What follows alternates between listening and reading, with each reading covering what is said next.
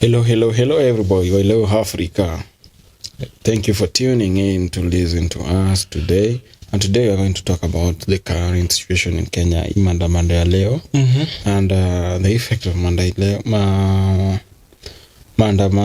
on maendeleo, and what are we going to get exactly from this MAANDAMANO? Especially after the opposition leader Raila Odinga announced that already on 12th of this month they're still going back to on the street. Yeah. Yes. So, first thing people need to know, what are we fighting for? Yes. What exactly are we wanting from this man? And again, what does the opposition leader want us to get from the MAANDAMANO? There's something that they are not clear. And who are the beneficial of whatever is going to be born out of this? Yeah, so, first of all, the current situation in Kenya started like 5 years ago. Yes. When everything was high. Yes. Everything went up. By I can remember even cooking oil was very expensive. Today it is very cheap. And today I saw a meme, I can say a tweet today on Twitter. Someone was saying in January we were buying fuel very expensive than today. In January, how much was fuel? Fuel was around 159 Kenyan shilling. No, around 159 or 170. And today it is 195. And the reason is, at that time, Kenya versus US dollar, Kenyan it was strong than today. Yes. Kenyan shillings was strong than today. And that's something people don't understand. Today $1 it's called inflation. Yes. Yeah, today $1 is 140 shilling. And that has to affect so many things that people don't understand. At that time, the price of fuel was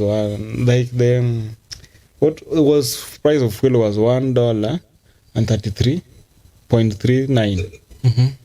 And today, today $1, like 1 liter of fuel is 1.39 US dollar. And in January, the price of fuel was 1.49. So being there is that change in the currency exchange rate, it has affected the price of things again. Leave alone the taxing that has been imposed on fuel. Yes. So there are things that people do not understand right now, that maybe if they can get to understand things, apart from listening to someone who has some personal gain or intention with you going for MAANDAMANO, I think you can just reason logically and say that today maybe life is cheaper than it was in the past. And it is true. We need to really ask ourselves, who is to blame at the end of the day? Because how can people just stand up and start blaming the leader who they appointed? I was watching a certain clip of a certain pastor. I think he's trying to get popularity. I'm more spiritual. I saw him. You saw him? Yeah. I support people speaking the truth. I support the church speaking the truth. You understand? And I support also people speaking as the voice of God. But in this instance, this guy, I've seen that video. Have you seen the video? I've seen so many of his videos. That the guy video has been attacking the president ever since. Okay, leave alone that video. This guy was talking about that President Trudeau was asked about a certain situation. Then he said, "Mimi nitawakalia vibaya sana. Sijui hakuna mali mtanipeleka and everything." So this guy now start to comment out of this video and saying that Ruto is a mindless fool and he doesn't know what he's talking about. He doesn't care the needs of people. Needing not to understand that this video is being created by certain people. They have cut different videos and joined them together. Now it's make their content what they want. They want you to believe. Consume, And this guy, he hasn't even done any background information. That leaves me really doubting your powers as a pastor for me, and your congregation. That guy, if he wants to be a politician, he should just come out and say that now I want to stand for a political position. Because how comes you bring a congregation every day, and instead of telling them something spiritual and something every day you attack the president. It doesn't make any sense. Your preaching is about the president leader. What did you come to listen to politics or to listen to the word of God? the word of God, true man. Have you ever heard a slogan that says, I'm not getting out of any. Have you ever heard a slogan that says, even if your father is a drunkard person, is sleeping around with people, he's still your father. You don't have any rights to talk against him. Ruto is the father of this nation. Even if he's doing some things that are not any, you don't have any powers to go out there and start shaming and making our president look naked. You know, for me, yes, it is only that Kenya we like complaining because of the opposition. True. There's another day we are talking about complaining here. Yeah, the opposition is the only disease we have in Kenya. For me, in politics. No, our opposition leaders, they're not serious and they're not considered. They don't even know what they want. First of all, they will call a rally without clear strategies, a clear indication, without clear thing that they want for after calling you there. They will call you and start abusing the president and start abusing the winning party. You are talking right now. Talking nonsense throughout their rally. And then they expect now, when they go to the assembly, things to change. They even boycott assembly meetings. They don't even attend parliament when serious issues are being discussed. So they want you to come and say that now we want you to know that we are fighting for you. We are doing this. They are doing nothing. And also another thing that's the reason why I've talked about this, Pastor, is because people are actually doing whatever they are doing because of what we call misinformation. There is a lot of misinformation. You need to understand that whatever is happening in Kenya is not only happening in Kenya. But it's also happening in the whole world. In fact, even today I was listening to something that a person was asking the secretary of Joe Biden. He was telling him, you remember the day that you had insulted Trump, that his brain doesn't work well. And he asked this guy, can you describe America in one name? He said, I'll describe America as home. Then he played a video of Biden saying, if I am asked to describe America as a one word, no, I'm going to describe. Then he went out of context completely. Understand? So this guy told this guy, well, Trump was in the seat, things were much better. Right now, fuel are on the roof. Fuel prices are on the roof. Foodstuff are not available. There's a lot of homeless people. There's a lot of hospital people, doctors not paid. This thing, that tells you what? Even how much we feel like the United States is in a better place. It is also worse. They also just want the freedom you're also looking for. And I do tell people that the freedom you're looking for starts with you. It's not about the political party, the winning political party. It's not about the president. It's not about the opposition leader. It's not about anybody. It is about you. Once you take your life serious and you want to change something about your situation, you don't need to look at the government. You don't need to look at what the opposition is saying. You don't need to look at so many things that are pending around you. I call that wind or noise. Because the moment you start focusing on yourself, you will find yourself improving day and day than when you focus on politics and the noise of politics. You know, these politicians, they come and make noise. Later on, they are friends. Then they make paid. big deals. They're paid. They make big deals. They talk money. Yes. And when they come to the microphone, my friend, what they tell you is not what they do. This is just to distract you. And if you're easily getting distracted, they will distract you. Today, you know, a guy was killed in Kondele. Today? Yeah, there was a guy who was killed in Kondele. Just because of this man. Just imagine you losing your life for nonsense. And people should get to understand that once is wasted, it's not recovered. And can you understand this, that wherever every time you're complaining, there's somebody somewhere who is closing a deal. You know, that's very true. You're complaining. You know, like today, I've told you just today, I've made a good sale. Yes. You know, because I even ran out of stock. Yeah, for gas. Almost all gas. Right now, if you call me, you need K-gas, you'll not find it. If you call me, you need main gas, you'll not find one. Because I've sold all of them. Yes. Tell me someone who wake up in the morning just waiting to get directions from the opposition leader to go to maandamano. Just ask yourself if you are the one who wasn't going to maandamano.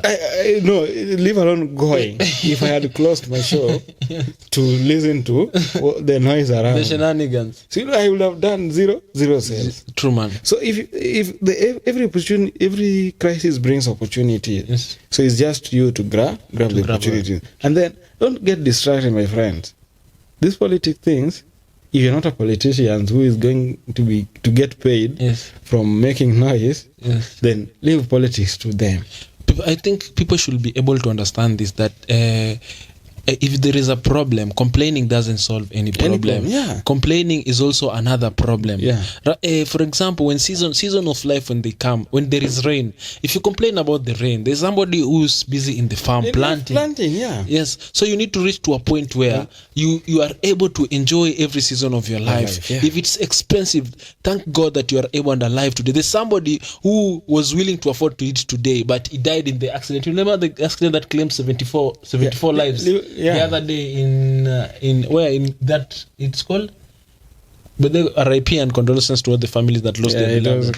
Was it Londiani? Yes, the Londiani Junction. You understand? There's somebody who, like, he had plans for like today. Today that and next week I'm going to be somewhere, but just because of a lorry that maybe lost brake or maybe careless driving is not there. So complaining, if you complain today, you're not going to solve any problem. Anything. You have to be able to be in a position where you're solving problem. If this unga is expensive, listen, what are you doing about it?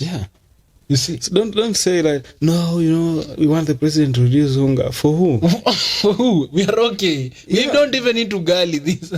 So if you don't want to work your shit together, then you'll always be complaining. Whatever. Let's say now, President Amwela, sasa huyo unga ya soy ikuje market, and you're doing nothing. You will not have money to stock. You still not have that 100 shillings to buy that 100 unga. You still complain. Oh, now, Mr. President, we want this unga for free, or bring it down to 20 shillings. Because your work is complaining. So, we just need to be logical and say that whatever is happening today, because for the first time in Kenyan political history, I've not heard about graft. It is almost a year tangu preza achaguliwe. Umesikia kesi yote ya doo nini imepotea? See, I've not heard about corruption. Sijasikia even if it is there, then maybe they are playing it safe. But sijasikia hiyo ujinga. I've heard some in Orengo's leave around. That is now side yetu ya. Lakini this major graphs like scandal look. You know why? Because I heard this from close information is that Ruto knows a young man and is a well eligible and very sharp man. So he controls almost everything that happens in the government. That even if you employ the littlest man as the sweeper in the compounds, he wants to know who and why has he been employed and how much is he being paid and what is he doing what is he doing. Does he qualify? Yesterday I was listening to the CS for, was it history technology? Eliud Walo. I was saying that the president is very serious about commitment and accountability. He tried and say, he went ahead and said he's 100% sure that if the president continues the way he's doing, you are not going to hear about anything about graft and anything. Because the president is committed to know everything that is going is happening around. True. And he has said that he's going to make sure that if you mess around, you're going to pay for it. You are going to be solely accountable for your mess. True. Hakuna history now you're going to cover up. Kama Raila, there is something I don't like about Raila. Raila will... Even his team is not organized. Raila atakuchafua. If you don't get along na yeye, atakuchafua. Alafu now when there is another deal you want to make, atakuja kuosha. You remember the likes of there is time alikuwa anapiga Iguru sana. Akakuja sasa baadaye being anataka deputy president alikuja kuosha. Iguru akakuwa sasa kupamba white. Sasa kwa ile time ya handshake. Ile time ya handshake, so ile time Raila anatafuta. Nakwambia I had those stories that Raila was thrown out, he threw his fellas away. Yeah. Even the story about Ruto, the story of Ruto that Ruto was giving that in the year 2007, Yeah. they had agreed. So this is why I do say, there is character.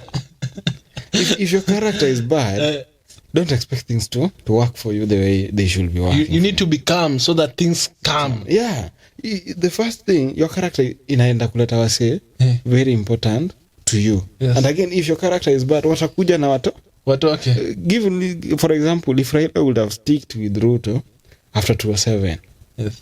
Remember, when it was 2013? Yes. When how Ruto was becoming a deputy president, if again, wangerudia ile kuvai for president, they could have won. They could have. Because Ruto is the one who made Uhuru the president. Yeah. So tell me, if Raila's character, for example, was good enough to retain Ruto in ODM, bila kumfukuza ODM, they had a chance to be the winners in the people leading in the government in 2013.